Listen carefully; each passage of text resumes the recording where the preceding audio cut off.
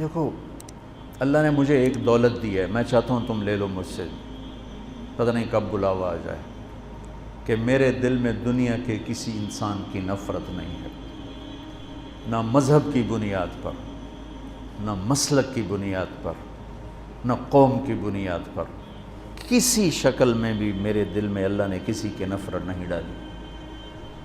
مجھے شراب سے نفرت ہے، شرابی سے نہیں، زنا سے نفرت ہے، زانی سے نہیں، جھوٹ سے نفرت ہے، جھوٹے سے نہیں، مجھے غلط عقائد سے نفرت ہے، غلط عقیدے والے سے نہیں۔ بغض للہ، البغض للہ، جس کو کہتے ہیں البغض للہ، مجھے سب سے محبت۔ ایک اہل حدیث خطیب آ گئے، کہا جی ایک بات پوچھنے آیا ہوں، سچ بولنا جھوٹ نہ بولنا۔ میں بڑا حیران ہو گیا، سچ بولنا، پہلی امتحان لیندہ پہ سچ بولنا جھوٹ نہ بولنا۔ میں نے کہا جی فرماؤ۔ کہا ہمارا بیان ہوتا ہے، ہم اشتہار لگاتے ہیں، بندہ ہی کوئی نہیں آمدہ، تیرا اشتہار بھی نہیں ہوتا، جا نہیں لبدی، تو نے کوئی وظیفہ پڑھا ہوا ہے؟ وہ وظیفہ پوچھنے آیا ہوں، وہ وظیفہ بتاؤ۔ میں نے کہا نہیں میرے پاس تو کوئی وظیفہ نہیں۔ کہنے لگا میں نے کہا تھا نا جھوٹ نہیں بولنا، مجھے سچ سچ بتا وہ کیا وظیفہ ہے، میں وہ وظیفہ کرنا چاہتا ہوں۔ وہ پیچھے ہی پڑ گیا۔ میں نے کہا مولانا صاحب میں نے کوئی وظیفہ نہیں پڑھا، مجھے کوئی وظیفہ، میں وظیفے پڑھتا ہی نہیں، میں تو صرف صبح شام کی دعائیں پڑھتا ہوں، وہ مسنون تسبیحات پڑھتا ہوں بس۔ جو زیادہ پیچھے پڑ گیا میں نے کہا ایک وظیفہ ہے، سب سے محبت کرو سارے ہی آ جائیں۔ تو اللہ نے میرے دل سے سب کا بغض نکال دیا ہے۔ ذات، ہاں مجھے برے عمل سے کا بغض ہے، برے عقیدے سے بغض ہے، بری زندگی سے بغض ہے، لیکن ان افراد سے نہیں ہے۔ وہ اللہ کے بندے ہیں، اگر وہ کلمہ پڑھتا ہے اندر سے جو مرضی ہے، میں اسے مسلمان ڈیل کروں گا اور اسے اپنے گلے لگاؤں گا، اپنا ہاتھ اس کے لیے پھیلاؤں گا۔ اس وقت دنیا میں یہ سوچ دم توڑ چکی ہے، اور مدرسوں سے نکلنے والے بچے بھی نفرت کی آگ میں جل رہے ہوتے۔ دیوبندی ہے تو بریلوی سے نفرت اس کے اندر میں کوٹ کوٹ کے بھری ہوئی، شیعہ کی نفرت کوٹ کوٹ کے بھری ہوئی، اہل حدیث کی نفرت کوٹ کوٹ کے بھری ہوئی۔ اگر وہ بریلوی مدرسے سے نکلا ہے تو دیوبندیوں کی نفرت سے بھرا ہوگا، اہل حدیث کی نفرت سے بھرا ہوگا، شیعہ کی نفرت سے بھرا ہوگا۔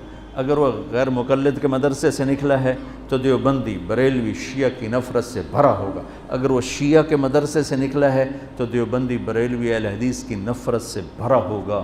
بچوں آگ لگی ہوئی ہے، میں بجھانے کے پیچھے پڑا ہوا ہوں، بجھائے گا تو اللہ، میری کیا اوقات ہے، لیکن میں چاہتا تو میری اولاد ہو میرا ساتھ دو۔ میں فخر سے کہتا ہوں میں نے علماء دیوبند سے پڑھا ہے، اور میں نے اس تشریح کو جو علماء دیوبند نے دین کی تشریح کی ہے اسے صحیح مانا ہے اور اس کو گلے سے لگایا، اسے اپنی بنیان بنایا ہے، میں اس کو تسلیم کر چکا ہوں۔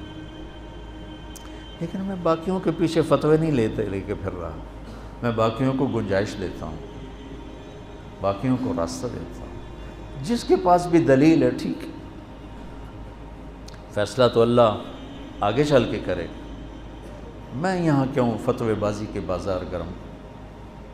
ایک مناظرہ دیکھا، ایسی کلپ کھل گیا تو وہ ادھر ہمارا وہ تھا مناظر اور ادھر تھا اہل حدیث کا رفع یدین نہیں ہے، رفع یدین ہے۔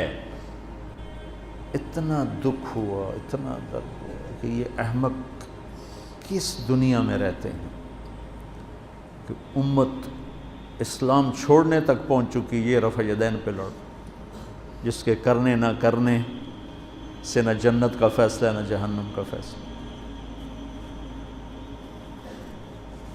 تو بچوں یہ چند ضروری باتیں تھیں جو آپ کی خدمت میں پیش کرنی تھیں۔ آپ شہید کربلا اور یزید یہ کتاب آپ ضرور پڑھیں، تاکہ ابھی آپ کا ابتدائی سفر ہے تو آپ کا ذہن صاف ہو جائے، ایسی کوئی ادھر ادھر کے احمقانہ مواد پڑھ کے آپ کا ذہن نہ ڈول جائے۔ ہم صحابہ کو بھی ان کا مقام دیتے ہیں، کُلًا وعد اللہ الحسنى، اور اہل بیت کو ان کا مقام دیتے ہیں کہ اللہ تعالیٰ نے کہا انما یرید اللہ لیذھب عنکم الرجس اہل البیت ویطہرکم تطہیرا۔ تو میں نے ایک چھوٹی سی کاوش کی ہے، دعا فرمائے اللہ اسے قبول کرے، کہ ایک کتاب لکھوائی ہے، کتنے صفحے کی؟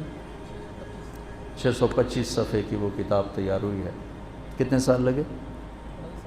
2.5 سال میں وہ کتاب تیار ہوئی ہے، کہ مواد ہی نہیں ملتا تھا۔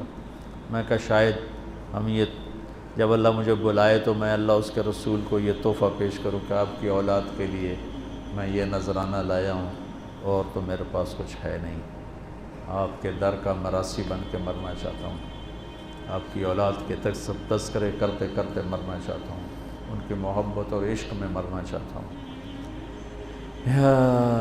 امام شافعی نے کیا کہا تھا؟ لو کان الرفض حب آل محمد فلیشہد الثقلان انی رافض۔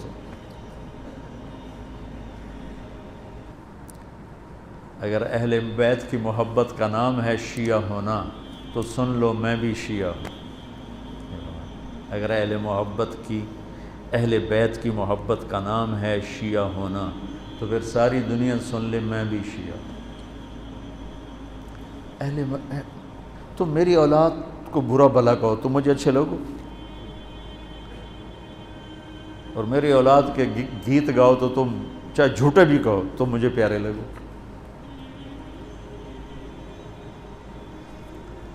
تذکری ہمارے کو